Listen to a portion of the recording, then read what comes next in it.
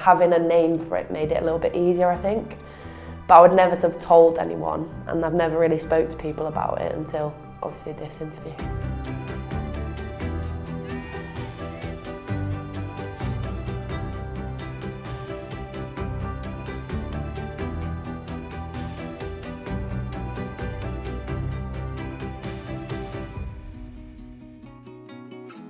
I started playing rugby when I was 12, and I used to come with my dad every week while he coached and sit on the sideline and watch my brother play.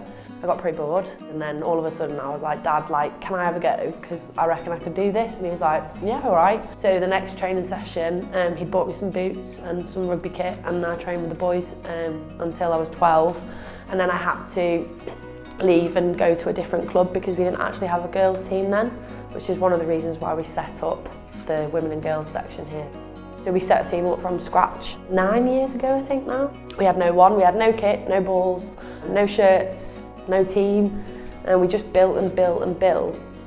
And then it put Crewe Nantwich on the map. On the back of that, we've now got 4 girls teams. We built everything from scratch to get to where we are today, and we've got about 40 players now, which is really, really good. Rocked up to my first training session, and there was Mollie waiting for me with a big beaming grin on her face. And it's like I'd known her for years, but I'd only known her for 5 seconds, and I've been here ever since, 5 seasons later. So yeah, all thanks to Mol. What role wasn't she taking on? She was a driving force behind it, from the leadership, the drive, the ambition, the constant phone calls. How can we get better? What else can we do? Where's the next step? What do we need to do? How do we do that? And that's the thing that Mollie brings to the pitch. Rugby's my life. Like, I literally live and breathe it. And I want to grow the game and make sure that a girl doesn't have to leave their rugby club. They've got the opportunity to play and they can stay. Mollie and I have now been really quite good friends for quite a while, and I found out about Mollie's OCD when I was going through some dark times myself. When she would come off the pitch, she was always critiquing herself a little bit too hard or a little bit too heavy. It's when we speak to ourselves, and when I speak to Mollie, and I have spoken to Mollie in the past about her game set, you can feel and see how passionate she is about them things, and that's where I probably seen it for the first time. My granddad died, which was the first death that I'd ever had in my family, and I started to be really, really anxious. And then my mum noticed that I'd started to check things, whether that be like validation with my mum about stuff, or potentially like checking plugs, washing my hands, worried about things. And I wasn't tidy, like everyone says about OCD. If you've got OCD, you must be tidy. No, I wasn't. My bedroom was always messy. And she took me to the doctors, and the doctor said, "Oh, I think you've got OCD." I went to do CBT therapy when I was really young to try and cope with the compulsions and the check-in and the thought process.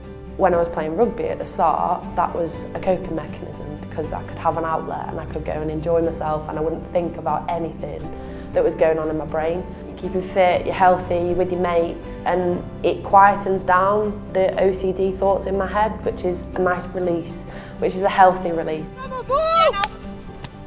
Yeah, she can be overcritical of herself, she can be a perfectionist, she can want things done her way, but I never took that as a fault of Mollie. That was just who Mollie was, and I never thought anything of it.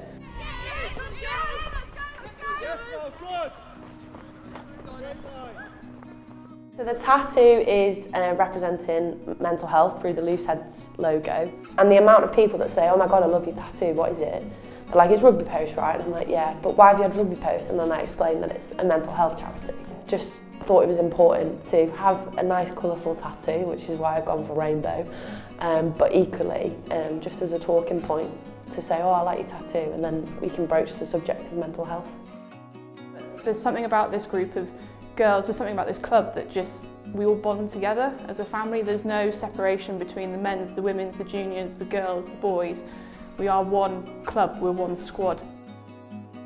It is like a family, a rugby club, and I think the more honest conversations you have with your family and talk about mental health, which I'm really passionate about, I think it becomes an easier conversation. There's a place for everybody on a rugby team, and there's a place for everybody in a rugby community.